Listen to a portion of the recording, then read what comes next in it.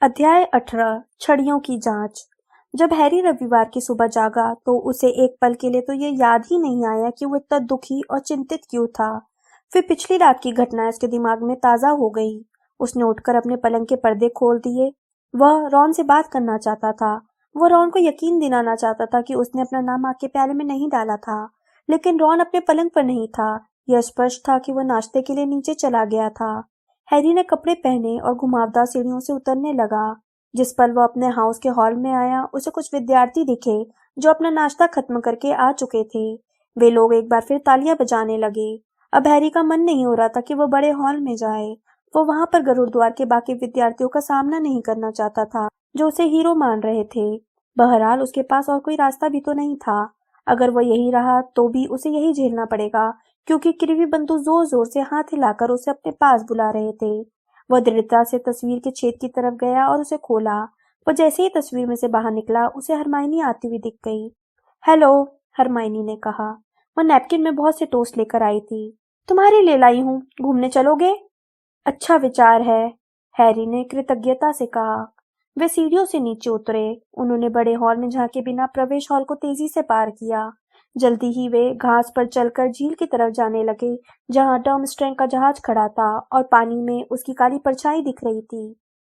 सुबह की ठंडी हवा में चलते चलते वे टोस्ट चबाते रहे और हैरी ने हरमाइनी को बताया कि पिछली रात को गरुड़द्वार की टेबल से जाने के बाद उसके साथ क्या क्या हुआ था। उसे देखकर बड़ी राहत मिली कि हरमाइनी ने बिना कोई सवाल किए उसकी बात पर यकीन कर लिया। जब हैरी ने हरमाइनी को पूरी बात बता दी तो वह बोली, हाँ, मैं जानती थी कि तुमने खुद अपना नाम नहीं डाला है। जब डम्बलडोर ने तुम्हारा नाम पढ़ा था तो तुम्हारे चेहरे के भाव देखकर मैं समझ गई थी। लेकिन सवाल यह है, तुम्हारा नाम किसने डाला? क्योंकि मूडी ने सही कहा है हैरी, मुझे नहीं लगता कोई विद्यार्थी यह काम कर सकता है। कोई विद्यार्थी आग के प्याले को मूर्ख नहीं बना सकता था और डम्बलडोर की उम्र की सीमा रेखा को पार नहीं कर सकता था। क्या तुमने रॉन को देखा? हैरी ने उसकी बात काटते हुए पूछा। हरमाइनी झिझकी। फिर वह बोली, वो नाश्ता कर रहा है। क्या वो अब भी यही सोचता है कि मैंने अपना नाम खुद डाला है? हरमाइनी ने अजीब तरीके से कहा। देखो, नहीं, मुझे नहीं लगता। दरअसल नहीं। दरअसल नहीं का क्या मतलब है? ओ हैरी, क्या ये साफ नहीं है? हरमाइनी ने हताशा से कहा। उसे ईर्ष्या हो रही है। ईर्ष्या? हैरी ने हैरानी से कहा। किस बात से ईर्ष्या हो रही है? क्या वो पूरे स्कूल के सामने मूर्ख दिखना चाहता है?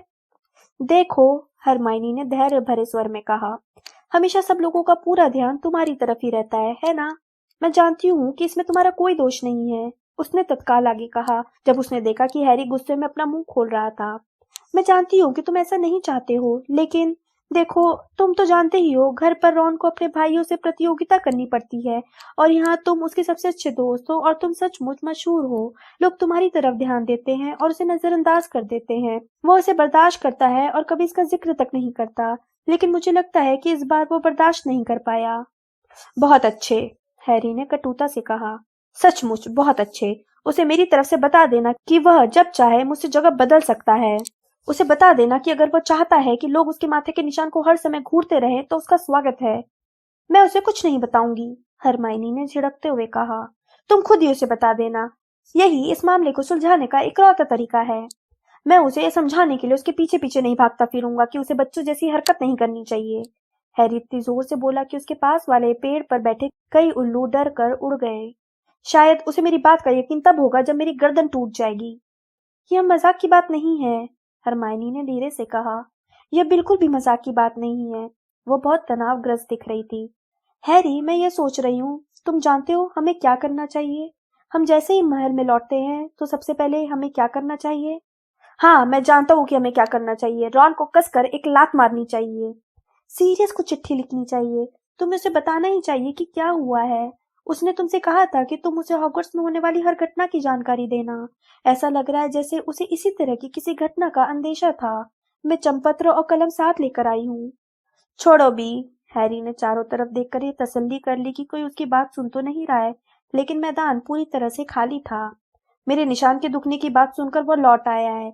अब अगर मैं उसे यह बताऊंगा कि किसी ने मेरा नाम जादूगरी के त्रिकोणी टूर्नामेंट में डाल दिया है, तो वह तो धड़धड़ाता हुआ महल में चला आएगा। वह तुम्हारे मुंह से यह खबर सुनना चाहेगा, हरमाइनी ने गंभीरता से कहा। वैसे उसे ये बात तो पता चल ही जाएगी। कैसे? हैरी, यह खबर तभी नहीं रहेगी, हरमाइनी बहुत गंभीरता से बोली। यह टूर्नामेंट मशहूर है और तुम भी मशहूर हो। मुझे सचमुच बहुत हैरानी होगी अगर दैनिक जादूगर में तुम्हारे टूर्नामेंट में हिस्सा लेने के बारे में खबर न छपे। तुम्हारा नाम पहले से ही तुम जानते हो कौन पर लिखी गई आधी किताबों में है, और सीरियस खबर तुमसे ही सुनना चाहेगा। मैं जानती हूँ कि वह तुमसे ही सुनना चाहेगा। ठीक है, मैं उसे चिट्ठी लिख दूंगा, हैरी ने अपने टोस्ट का आखिरी टुकड़ा झील में फेंकते हुए कहा। उन दोनों ने देखा कि टोस्ट का टुकड़ा एक पल के लिए तो पानी पर तैरा, लेकिन फिर पानी में से एक बड़ा पंजा बाहर निकला और उस टुकड़े को पानी की सतह से नीचे ले गया। फिर वे महल लौट गए। मैं चिट्ठी भेजने के लिए किसके उल्लू का इस्तेमाल करूं? हैरी ने सीढ़ियां चढ़ते समय कहा। उसने हेडविग को दोबारा भेजने को मना किया था। रॉन से पूछ लो, क्या तुम उसके उल्लू? मैं रॉन से किसी भी चीज के बारे में नहीं पूछना चाहता, हैरी ने सपाट अंदाज में कहा। हरमाइनी बोली, तो फिर स्कूल के किसी उल्लू के माध्यम से चिट्ठी भेज दो, उनका इस्तेमाल कोई भी कर सकता है। वे उल्लू घर में गए। हरमाइनी ने हैरी को चंपत्र, कलम और स्याही की बोतल दे दी। फिर वे बहुत से उल्लुओं के बीच से होते हुए आगे बढ़े। हैरी एक दीवार से टिककर बैठ गया और चिट्ठी लिखने लगा। प्रिय सीरियस, तुमने मुझसे कहा था कि मैं तुम्हें हॉगवर्ट्स में होने वाली हर घटना के बारे में बताऊं, इसलिए सुनो।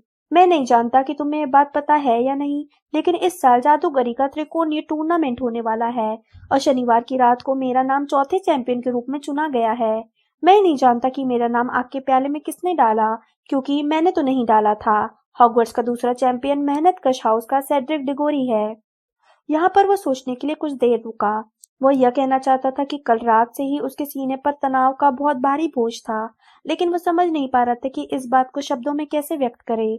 इसलिए उसने अपनी कलम स्याही की बोतल में डुबाई और लिखा, उम्मीद है तुम अब भी ठीक ठाक होगे, हैरी।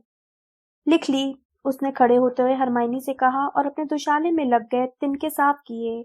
यह सुनते ही हेडविग उड़ कर आई और उसके कंधे पर बैठ गई। उसने चिट्ठी बनवाने के लिए अपना पैर बढ़ा दिया। मैं तुम्हें नहीं भेज सकता, हैरी ने उससे कहा और स्कूल के उल्लू की तरफ देखने लगा। मुझे इनमें से किसी और को भेजना होगा। हेडविग जोर से चीखी और इतने झटके से उड़ी कि उसके पंजे हैरी के कंधे में चुभ गए। जब हैरी एक बड़े करेल उल्लू के पैर में अपनी चिट्ठी बांध रहा था, तो हेडविग उसे घूर कर देखती रही। करेल उल्लू के उड़ान के बाद हैरी हेडविग को थपथपाने के लिए आगे बढ़ा, लेकिन उसने अपनी चोंच तेजी से कुटकुटाई और उससे दूर जाकर बैठ गई। पहले रॉन और अब तुम, हैरी ने गुस्से से कहा। इसमें मेरी कोई गलती नहीं है। अगर हैरी ने यह सोचा था कि कुछ समय बाद स्थितियां सुधर जाएंगी और बाकी विद्यार्थी उसे भी चैंपियन मान लेंगे, तो अगले ही दिन उसे यह पता चल गया कि वो कितना गलत सोच रहा था। अब वो स्कूल के बाकी विद्यार्थियों से नहीं बच सकता था, क्योंकि पढ़ाई शुरू हो गई और हैरी क्लासों में जाने लगा था। यह स्पष्ट था कि गरुड़द्वार के विद्यार्थियों की तरह ही स्कूल के बाकी विद्यार्थी भी यही सोच रहे थे कि हैरी ने टूर्नामेंट में अपना नाम खुद डाला था। बहरहाल गरुड़द्वार के विद्यार्थियों की तरह बाकी विद्यार्थी इस बात से प्रभावित या खुश नहीं थे। आमतौर पर मेहनतकश और गरुड़द्वार के विद्यार्थियों की अच्छी पटरी जमती थी, लेकिन अब मेहनतकश हाउस के विद्यार्थियों का व्यवहार भी रूखा हो गया था। जड़ी बूटी विज्ञान की एक ही क्लास में यह पता चल गया। मेहनतकश के विद्यार्थियों को यह लग रहा था कि हैरी ने उनके चैंपियन की शोहरत पर डाका डाला था। शायद उन्हें ज्यादा बुरा इस कारण लगा था क्योंकि मेहनतकश हाउस को शोहरत कभी कभार ही मिलती थी और सेड्रिक उन गिने चुने लोगों में से था जो उनका नाम ऊंचा करते थे। सेड्रिक ने एक बार क्विडिच में गरुड़द्वार को हराकर अपने हाउस का नाम ऊंचा किया था। हालांकि अर्नी मैकमिलन और जस्टिन फिंच फ्लेचली के साथ हैरी के आमतौर पर अच्छे संबंध रहते थे, लेकिन आज उन्होंने उससे बात तक नहीं की। हालांकि वे उछलने वाले कंधों को दोबारा गमले में लगाते समय एक ही ट्रे पर काम कर रहे थे। बहरहाल जब एक उछलने वाला कंध हैरी की पकड़ से छूट गया और उसने हैरी के चेहरे पर तेजी से वार किया, तो वे खिल्ली उड़ाने वाले अंदाज में हंसने लगे। रॉन भी हैरी से बातचीत नहीं कर रहा था। हरमाइनी उन दोनों के बीच में बैठी थी और बातचीत करने की कोशिश कर रही थी। हालांकि दोनों ही उसकी बात का सामान्य जवाब दे रहे थे, लेकिन वे एक दूसरे से नजर नहीं मिला रहे थे। हैरी को लगा कि शायद प्रोफेसर स्प्राउट भी उससे थोड़ा रूखा व्यवहार कर रही थी, क्योंकि वे मेहनतकश हाउस की प्रमुख थीं। सामान्य परिस्थितियों में हैग्रिड से मिलकर उसे खुशी होती, लेकिन उससे मिलने का मतलब यह था कि जादुई प्राणियों की देखभाल की क्लास में उसे नागशक्ति के विद्यार्थियों को भी झेलना पड़ेगा। चैंपियन बनने के बाद पहली बार उन लोगों से उसका सामना होगा। जैसे उसे उम्मीद थी, मेलफॉय अपनी चिर परिचित व्यंग्यात्मक मुस्कान के साथ हैग्रिड के केबिन के पास आया। जैसे ही वो हैरी के पास पहुंचा, उसने क्रैब और गोयल से कहा, सभी लोग चैंपियन को अच्छी तरह से देख लो। अपनी ऑटोग्राफ बुक लेकर आए हो या नहीं? अच्छा रहेगा कि अभी इसका ऑटोग्राफ ले लो, क्योंकि मुझे नहीं लगता ये हमारे बीच ज्यादा समय तक रह पाएगा। जादूगरी के त्रिकोणीय टूर्नामेंट के आधे चैंपियन मौत के मुंह में जा चुके हैं। पॉटर, तुम्हें क्या लगता है तुम कितने समय तक टिक पाओगे? मैं शर्त लगाता हूँ कि पहले काम में 10 मिनट के अंदर ही तुम ढेर हो जाओगे। क्रैब और गोयल चमचागिरी करते हुए खीखी करने लगे, लेकिन मेलफॉय आगे कुछ नहीं बोला, क्योंकि हैग्रिड अपने केबिन से निकल आया था। वह बहुत सारे बक्से लेकर आ रहा था, जिनमें से हर एक में बहुत बड़ा विस्फोटक अग्निडंक था। विद्यार्थी दहशत में आ गए जब हैग्रिड ने उन्हें बताया कि विस्फोटक अग्निडंक एक दूसरे को इसलिए मार रहे थे क्योंकि उनकी प्रबल ऊर्जा का इस्तेमाल नहीं हो रहा था। हैग्रिड ने उन्हें इस समस्या का ये समाधान बताया कि क्लास का हर विद्यार्थी विस्फोटक अग्निडंक को रस्सी से बांधकर थोड़ी दूर तक घुमा लाए। इस योजना में सिर्फ एक ही अच्छी चीज यह थी कि इससे मेलफॉय का ध्यान पूरी तरह से भटक गया। इस चीज को घुमाने ले जाए, उसने हिकारत से कहा और एक बक्से के अंदर घूरा। और हम रस्सी बांधेंगे कहाँ? इसके डंक पर, विस्फोट करने वाले सिरे पर या चूसनी पर? बीच में, हैग्रिड ने रस्सी बांधकर बताते हुए कहा। देखो, अतिरिक्त सुरक्षा के लिए तुम लोग ड्रैगन की खाल के दस्ताने पहन लो। हैरी, तुम यहाँ आकर इस बड़े विस्फोटक अग्निडंक को बांधने में हमारी मदद करो। दरअसल हैग्रिड हैरी को इसलिए बुला रहा था क्योंकि वह उससे अकेले में बातें करना चाहता था। उसने तब तक इंतजार किया जब तक कि बाकी विद्यार्थी अपने अपने विस्फोटक अग्निडंक के साथ नहीं चले गए। फिर वो हैरी की तरफ मुड़कर बहुत गंभीरता से बोला, तो तुम मुकाबले में हिस्सा ले रहे हो हैरी? इस टूर्नामेंट में तुम स्कूल के चैंपियन हो, 2 चैंपियन में से एक। हैरी ने उसकी बात को ठीक करते हुए कहा। हैग्रिड की घनी बाहों के नीचे उसकी बीटल जैसी काली आंखें बहुत तनाव में दिख रही थी। हैरी, तुम्हें अंदाजा है तुम्हारा नाम किसने डाला होगा? हैरी ने हैग्रिड के शब्दों को सुनकर कृतज्ञता से कहा। तो तुम्हें यकीन है कि यह काम मैंने नहीं किया? जाहिर है, हमें यकीन है, हैग्रिड ने कहा। तुम कहते हो कि तुमने ऐसा नहीं किया, तो हमें तुम्हारी बात पर यकीन है, और डंबलडोर को भी तुम पर यकीन है। हमारे लिए बस इतना ही काफी है, हैरी ने कटुता से कहा। काश मैं ये जान पाता कि यह काम किसने किया है। वे दोनों घास के मैदान की तरफ देखने लगे। विद्यार्थी अब दूर दूर बिखर चुके थे और बड़ी मुश्किल से दिख रहे थे। विस्फोटक अग्निडंक अब 3 फुट से भी ज्यादा लंबे हो चुके थे और ताकतवर भी हो गए थे। अब वे बेरंग और खोल रहित नहीं थे, बल्कि उनके शरीर पर मोटा, भूरा और चमकदार कवच बन चुका था। वे विशाल बिच्छुओं और लंबे घोंघों की संकर नस्ल के प्राणी दिख रहे थे, लेकिन उनके सिर या आंख पहचान में नहीं आ रहे थे। वे अब बहुत ताकतवर हो चुके थे और उन्हें काबू में रखना बहुत मुश्किल था। हैग्रिड ने खुशी से कहा, ऐसा लगता है कि उन्हें मजा आ रहा है। हैरी को लगा कि वो विस्फोटक अग्निडंकों के बारे में बात कर रहा होगा, क्योंकि उसके साथियों को तो निश्चित रूप से मजा नहीं आ रहा था। कभी कभार विस्फोटक अग्निडंक के एक सिरे में विस्फोट होता था, जिससे जोरदार धमाका होता था और अग्निडंक कई गज आगे उछल जाता था। इसका परिणाम यह हुआ कि एक से ज्यादा विद्यार्थी अपने पेट के बल घिसट रहे थे और दोबारा खड़े होने की कोशिश कर रहे थे। ओह, हमें नहीं मालूम हैरी, हैग्रिड ने अचानक आ भरी और उसे चिंतित भाव से देखते हुए कहा। तुम स्कूल के चैंपियन बन गए, हर चीज तुम्हारे साथ ही क्यों होती है? हैरी ने इस बात का कोई जवाब नहीं दिया। हाँ, हर चीज उसी के साथ होती थी।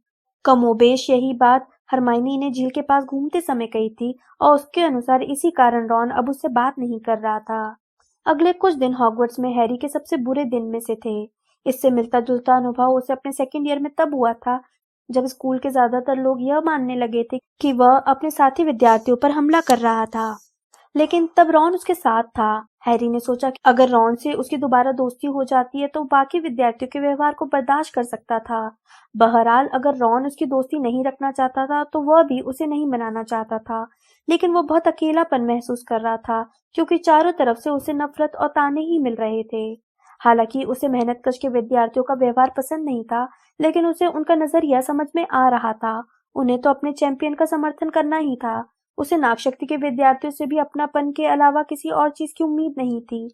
वह वहां न तो कभी लोकप्रिय था और न ही कभी हो सकता था, क्योंकि उसने क्विडिच और इंटर हाउस चैंपियनशिप में नागशक्ति को कई बार हराया था। लेकिन उसे यह उम्मीद थी कि चीलगाथ हाउस के विद्यार्थी सेड्रिक और उसका दोनों का ही समर्थन करेंगे। बहरहाल उसका अंदाजा गलत था। चीलगाथ के ज्यादातर विद्यार्थी का यह मानना था कि वह शोहरत पाने के लिए इतना बेताब था कि उसने चालाकी से अपना नाम प्याले में डाल दिया था। फिर यह बात थी कि उसके बजाय सेड्रिक चैंपियन के रूप में ज्यादा अच्छा दिखता था। वह बहुत हैंडसम था और उसकी नाक सीधी थी। काले बालों और भूरी आंखों वाले सेड्रिक को कौन पसंद नहीं करता? यह कहना मुश्किल था कि इन दिनों स्कूल में कौन ज्यादा लोकप्रिय था, सेड्रिक या विक्टर क्रम। सिक्स्थ ईयर की जो लड़कियां क्रम का ऑटोग्राफ लेने के लिए उतावली हो रही थी, एक दिन हैरी ने उन्हें लंच के दौरान सेड्रिक से अपने स्कूल बैग पर ऑटोग्राफ देने का आग्रह करते देखा। इस दौरान सीरियस का कोई जवाब नहीं आया। हेडविग उसके आसपास भी नहीं पटक रही थी। प्रोफेसर ट्रिलोनी उसकी मौत की भविष्यवाणी अब और जोर शोर से करने लगी थी और उसने प्रोफेसर फिल्ट्रिक की आह्वान समूह की क्लास में इतना बुरा प्रदर्शन किया था कि उन्होंने उसे अतिरिक्त होमवर्क दे दिया। उस क्लास में नेविल के अलावा सिर्फ उसको ही अतिरिक्त होमवर्क मिला था। हरमाइनी को आह्वान संबंध में कोई दिक्कत नहीं आई। वो क्लास में पूरे समय सामान उड़ाकर अपने पास बुलाती रही। ऐसा लग रहा था जैसे वो कोई चुंबक थी जिसकी तरफ डस्टर, वेस्ट पेपर बास्केट और चंद्र दर्शक उड़े चले आ रहे हों। फिल्टविक की क्लास से बाहर निकलते समय हरमाइनी ने हैरी को तसल्ली देते हुए कहा, आह्वान समूह दरअसल इतना मुश्किल नहीं है हैरी, तुम ठीक से ध्यान केंद्रित नहीं कर रहे थे। क्या पता है ऐसा क्यों था, हैरी ने कहा जब सेड्रिक डिगोरी उनके पास से गया जिसे बहुत सी दांत निकालती लड़कियों ने घेर रखा था। उन सभी ने हैरी को ऐसे देखा जैसे वो कोई बहुत बड़ा विस्फोटक अग्निडंक हो। लेकिन कोई फर्क नहीं पड़ता है ना, आज दोपहर को जादुई काढ़े के 2 पीरियड हैं, इससे अच्छी बात और क्या हो सकती है। काढ़े के लगातार 2 पीरियड हमेशा ही भयानक होते थे, लेकिन इन दिनों ये किसी भयंकर सजा से कम नहीं थे। तहखाने में 1.5 घंटे तक स्नेप और नागशक्ति के विद्यार्थियों से घिरे रहने का विचार भयावह था। ऐसा लगता था वे सब हैरी को इस बात के लिए सजा देने पर आमादा थे कि उसने स्कूल चैंपियन बनने की हिमाकत की थी। हैरी को यह बहुत बुरा लगता था। उसने पिछले शुक्रवार को उन सभी के ताने झेले थे जब हरमाइनी उसके बगल में बैठकर धीरे धीरे बोलती जा रही थी, ध्यान मत दो, ध्यान मत दो, ध्यान मत दो। और हैरी को आशंका थी कि आज भी हालत बेहतर नहीं होंगे। जब वह और हरमाइनी लंच के बाद स्नेप के तहखाने के सामने पहुंचे तो उन्होंने देखा कि नागशक्ति के विद्यार्थी बाहर इंतजार कर रहे थे। उन सभी ने अपने दुशाले के ऊपर एक बड़ा बैज लगा रखा था। एक पल के लिए तो हैरी को लगा कि वे सब SPEW के बैज थे, लेकिन फिर उसने देखा कि उन सभी पर चमकते लाल अक्षरों में लिखा था, सेड्रिक डिगोरी हीरो है, वो हॉगवर्ट्स का असली चैंपियन है। पसंद आया पॉटर? हैरी के पास आने पर मेलफॉय जोर से बोला। और इतना ही नहीं है, इससे आगे देखो। उसने अपने बैज को सीने पर दबाया। तत्काल उस पर लिखा संदेश गायब हो गया।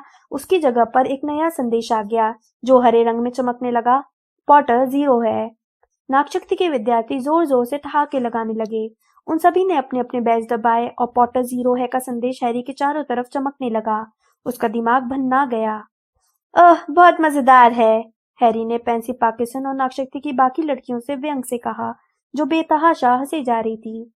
बहुत ही समझदारी की बात लिखी है। रॉन, डीन और सीमस के साथ दीवार से टिक कर खड़ा था।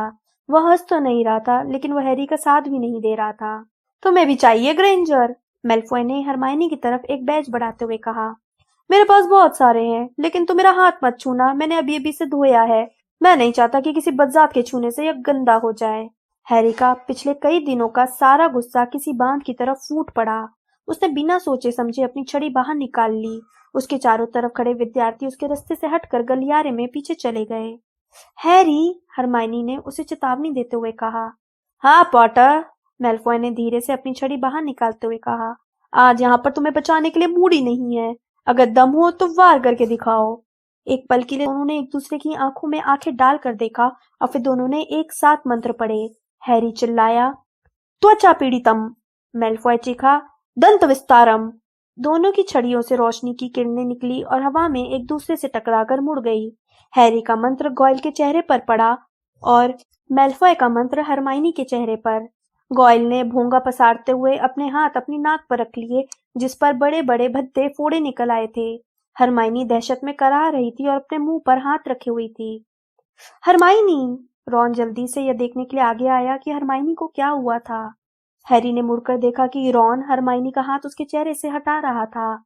इसके बाद जो उसने देखा वह सुखद नहीं था। हरमाइनी के सामने के दांत, जो पहले ही सामान्य से बड़े थे, अब बहुत ही तेज गति से बढ़ रहे थे। वह ऊद बिलाव जैसी दिखने लगी थी, क्योंकि अब उसके दांत उसके निचले होंठ से नीचे जाकर उसकी ठुड्डी तक पहुंच गए थे। हरमाइनी ने उन्हें छूकर देखा और दहशत में चिल्लाने लगी, इतना शोर क्यों हो रहा है? एक धीमी ठंडी आवाज आई। स्नेप वहां आ गए थे। नागशक्ति के विद्यार्थी गुस्से से चिल्लाते हुए एक साथ उन्हें बताने लगे। स्नेप ने मेलफॉय की तरफ लंबी पीली उंगली दिखाते हुए कहा, बताओ। पॉटर ने मुझ पर हमला कर दिया था सर, हैरी चिल्लाया। हम दोनों ने ही एक दूसरे पर एक साथ हमला किया था। और उसने गोयल को घायल कर दिया, देखिए। स्नेप ने गोयल की तरफ देखा। उसका चेहरा ऐसा दिख रहा था जैसे उसे जहरीली फफूंदियों वाली किसी पुस्तक में होना चाहिए था। स्नेप ने धीरे से कहा, जल्दी से अस्पताल जाओ गोयल।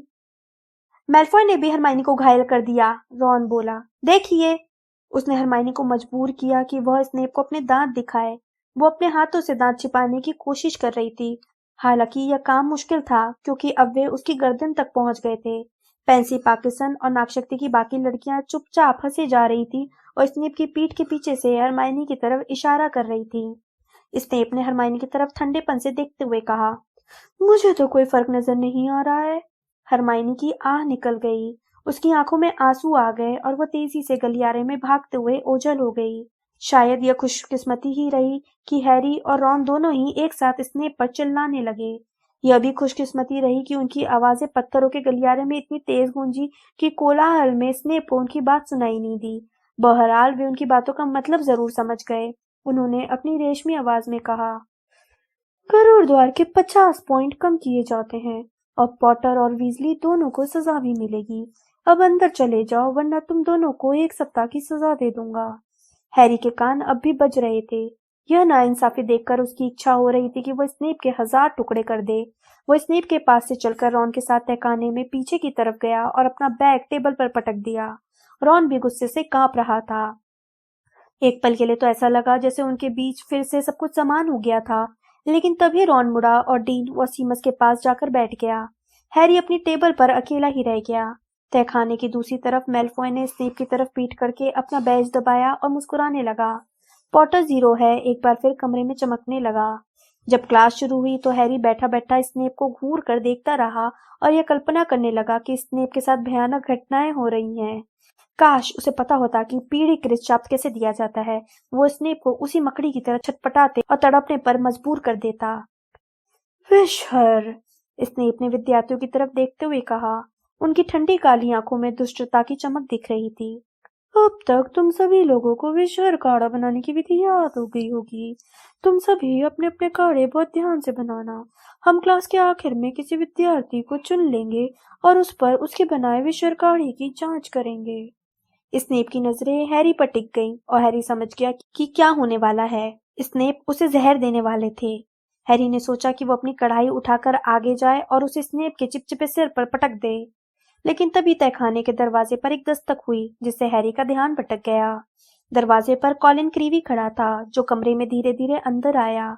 हैरी की तरफ देखकर मुस्कुराया और फिर आगे जाकर स्नेप की डेस्क के पास पहुंच गया। क्या है? स्नेप ने रूखेपन से पूछा। सर, हैरी पॉटर को ऊपर की मंजिल पर बुलाया गया है। स्नेप ने अपनी मुड़ी नाक के ऊपर से कॉलिन को घूर कर देखा। कॉलिन के उत्सुक चेहरे की मुस्कुराहट फौरन गायब हो गई। पॉटर को अभी 1 घंटे तक काढ़े की पढ़ाई करनी है, स्नेप ने ठंडेपन से कहा। वह क्लास खत्म होने के बाद ऊपर की मंजिल पर आ जाएगा। कॉलिन का चेहरा गुलाबी हो गया।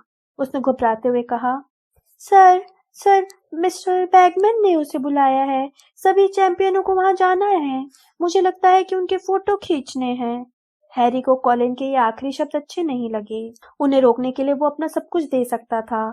उसने धीरे से रॉन की तरफ देखा, लेकिन रॉन जानबूझकर छत की तरफ देख रहा था। स्नेप ने कहा, ठीक है पॉटर, अपना सामान यहीं छोड़ जाओ। मैं चाहता हूँ कि तुम लौट कर यहाँ आओ ताकि मैं तुम पर तुम्हारे विशर खाड़े की जांच कर सकूं। प्लीज सर, उसे अपना सामान भी ले जाना है, कॉलिन ने चू चू करती आवाज में कहा। सभी चैंपियन।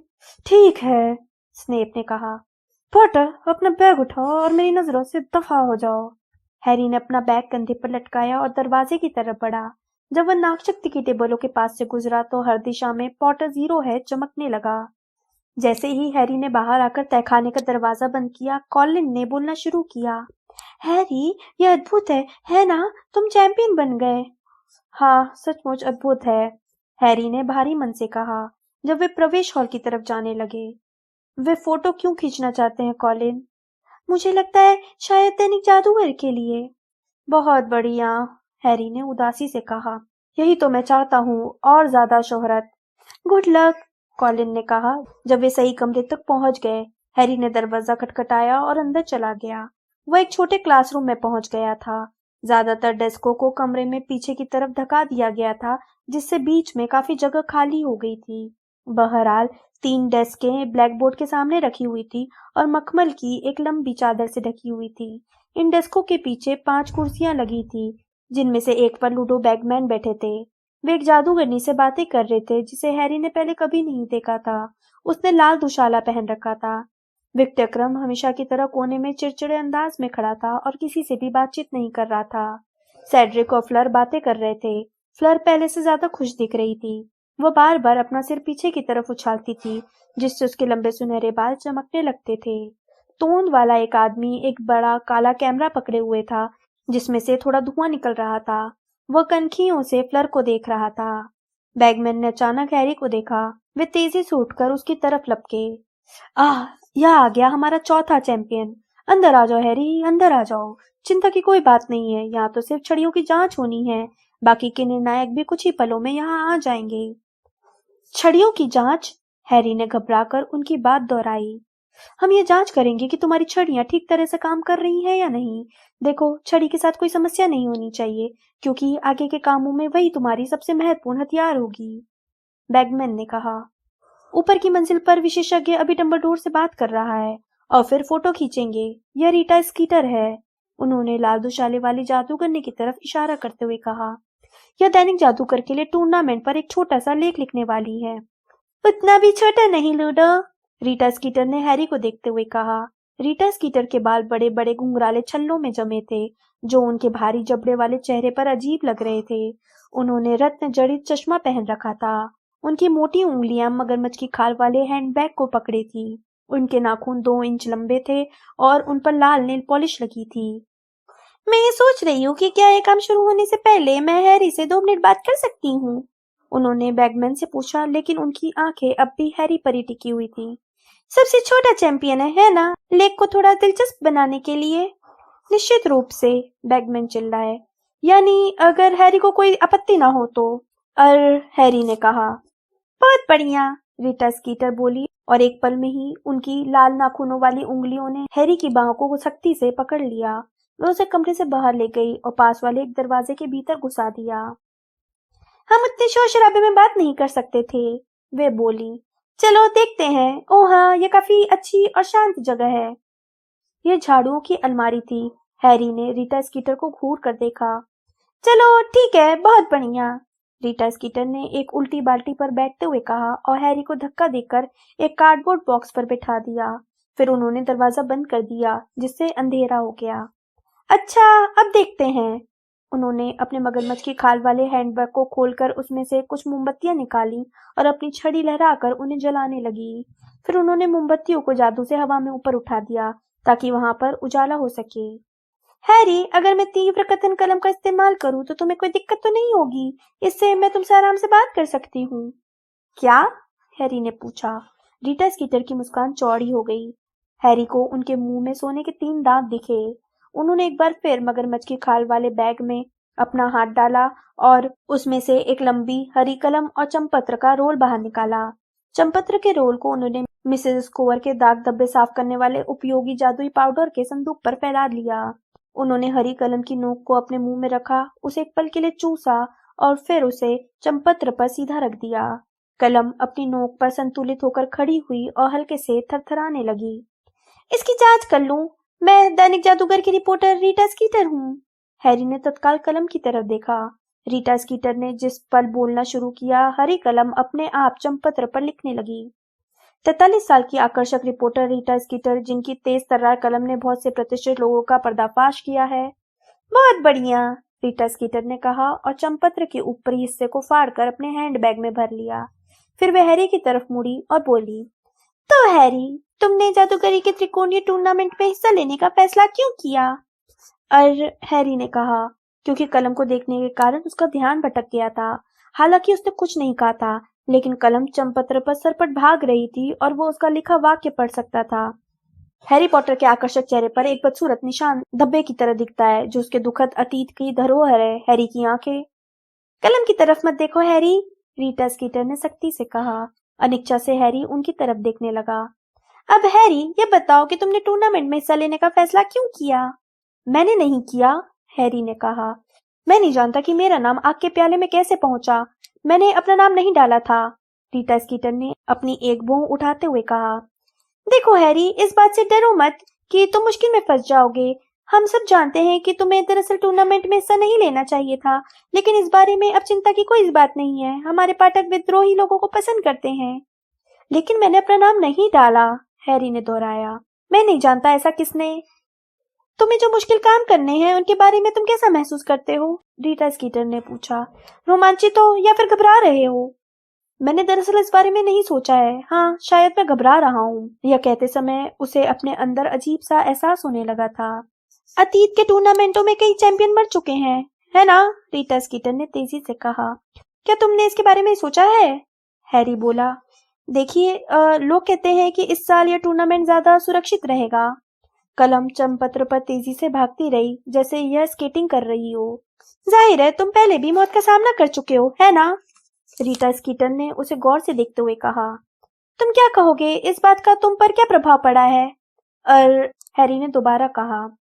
तुम्हें क्या लगता है, तुम अतीत के सदमे के कारण अपनी प्रतिभा को साबित करना चाहते हो, अपनी प्रतिष्ठा कायम रखने के लिए? क्या तुम्हें लगता है कि तुम जादूगरी के त्रिकोणीय टूर्नामेंट में नाम डालने के लिए इसलिए उतावले थे क्योंकि? मैंने अपना नाम नहीं डाला, हैरी ने कहा, जो अब थोड़ा चिढ़ गया था। रीटा स्कीटर ने पूछा। क्या तुम्हें अपने मम्मी डैडी की याद आती है? नहीं, हैरी ने कहा। तुम्हें क्या लगता है ये जानकर उन्हें कैसा महसूस होता कि तुम जादूगरी के त्रिकोणीय टूर्नामेंट में भाग ले रहे हो? उन्हें गर्व होता, या वे चिंतित होते, या फिर वे नाराज होते? हैरी अब सचमुच चिढ़ने लगा था। उसे ये कैसे मालूम हो सकता है कि अगर उसके मम्मी डैडी जिंदा होते तो उन्हें कैसा लगता? उसे एहसास हो रहा था कि रीटा स्कीटर उसे बहुत गौर से देख रही थी। अपने माथे पर बल डालते हुए उसने उनके चेहरे से नजरें हटाई और नीचे उन शब्दों को देखने लगा जो कलम ने अभी अभी लिखे थे।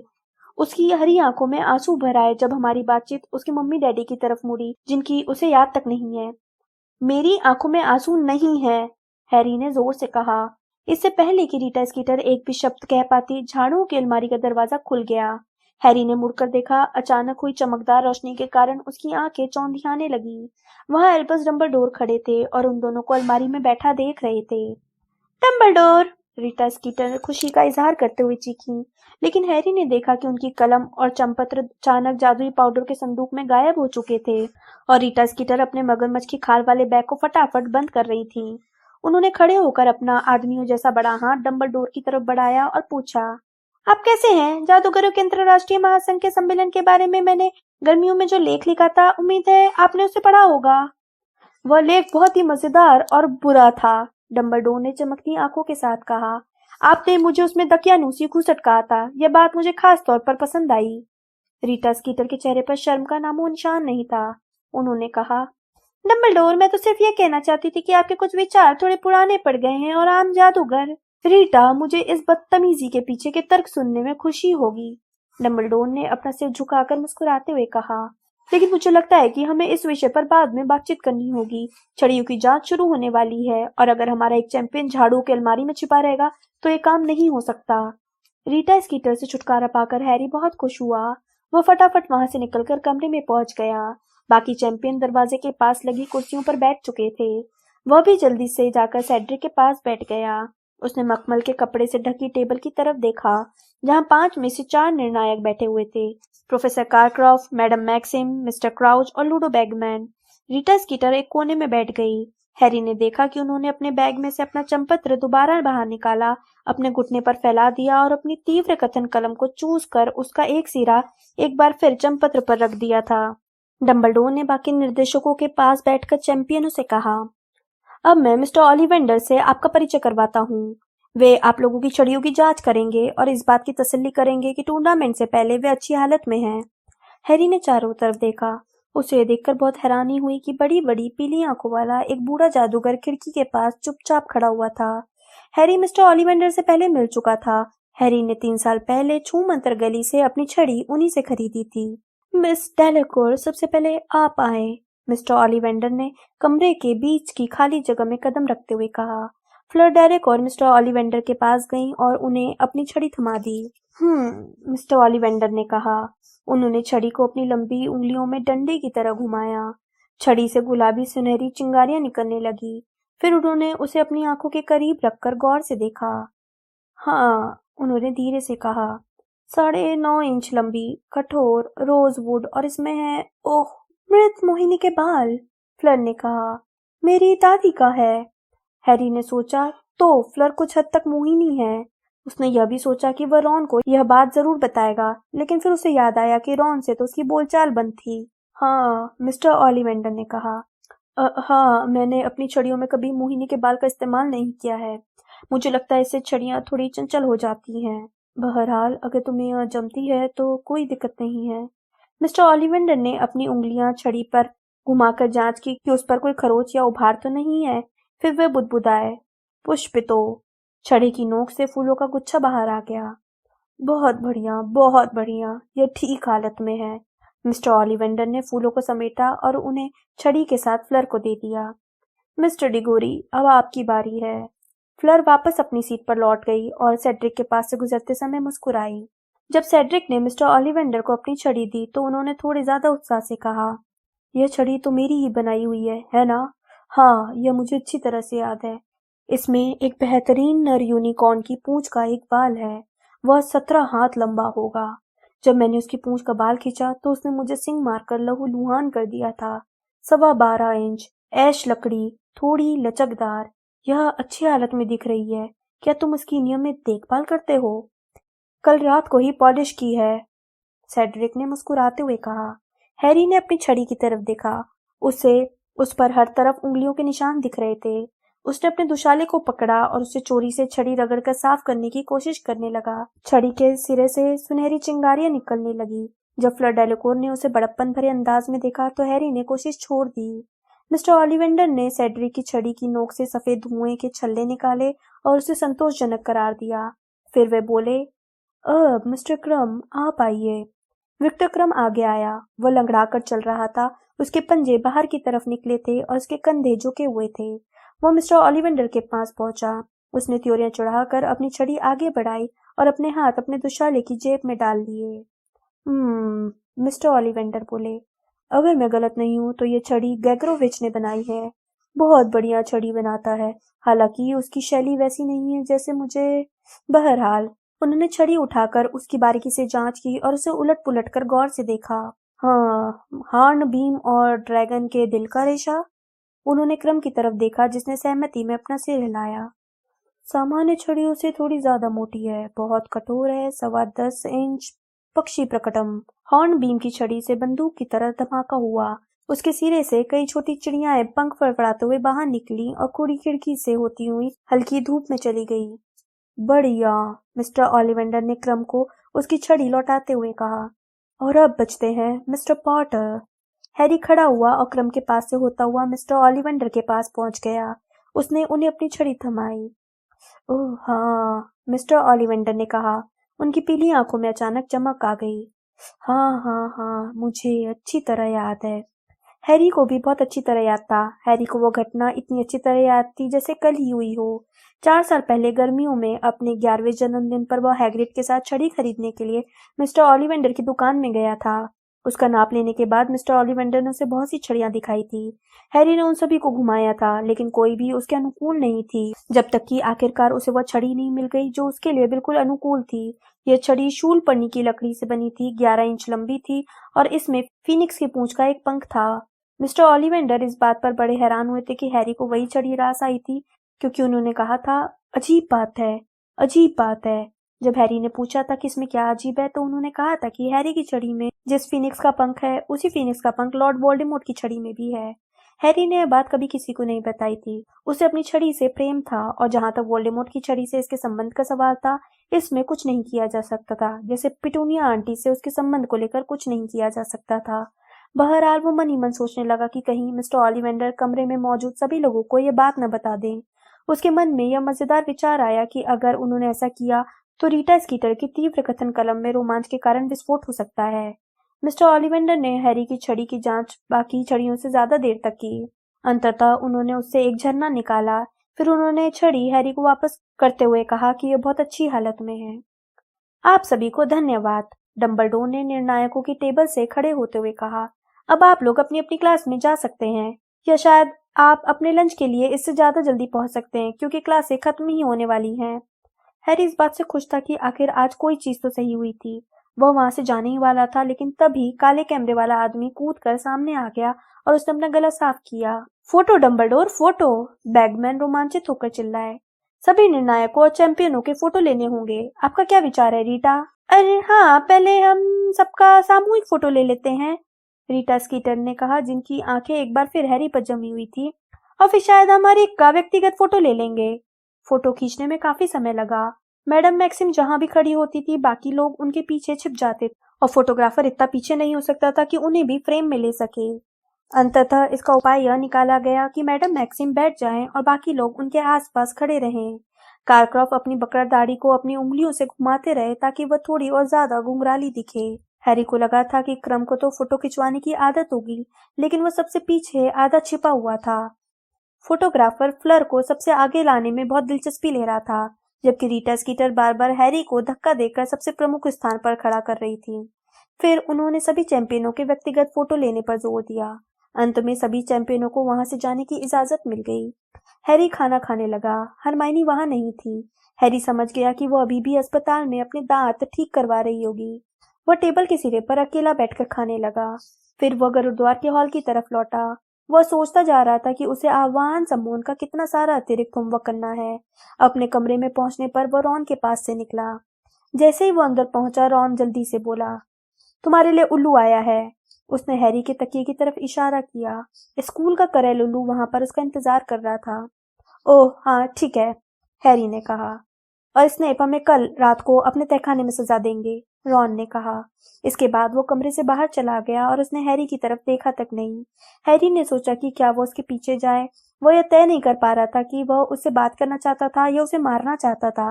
दोनों ही विचार बहुत आकर्षक लग रहे थे, लेकिन सीरियस के जवाब का आकर्षण उनसे भी ज्यादा प्रबल था। हैरी ने करेल उल्लू की तरफ कदम बढ़ाए, उसके पैर से चिट्ठी खोली और पढ़ने लगा। हैरी, मैं जो कहना चाहता हूँ वो सब चिट्ठी में नहीं लिख सकता। यह खतरनाक भी है, क्योंकि उल्लू को रास्ते में पकड़ा भी जा सकता है। हमें आमने सामने बात करनी होगी। क्या तुम गुरुद्वार हॉल में 22 और 23 नवंबर की बीच की रात को 1 बजे अंगीठी के सामने अकेले रह सकते हो? मैं बहुत अच्छी तरह से जानता हूँ कि तुम अपना ध्यान रख सकते हो। वैसे भी जब डंबलडोर और मूडी तुम्हारे आसपास हैं, तो मुझे नहीं लगता कि कोई तुम्हें नुकसान पहुंचाएगा। बहरहाल कोई बहुत अच्छी कोशिश कर रहा है। टूर्नामेंट में तुम्हारा नाम डालना बहुत खतरनाक काम था, खास तौर पर इसलिए क्योंकि यह काम डंबलडोर की नाक के नीचे हुआ था। अपनी आंखें खुली रखना हैरी। अगर कोई भी असामान्य घटना हो तो मुझे जरूर बताना। 22 और 23 नवंबर के बीच की रात के बारे में मुझे जल्दी से जल्दी बता देना। सीरियस।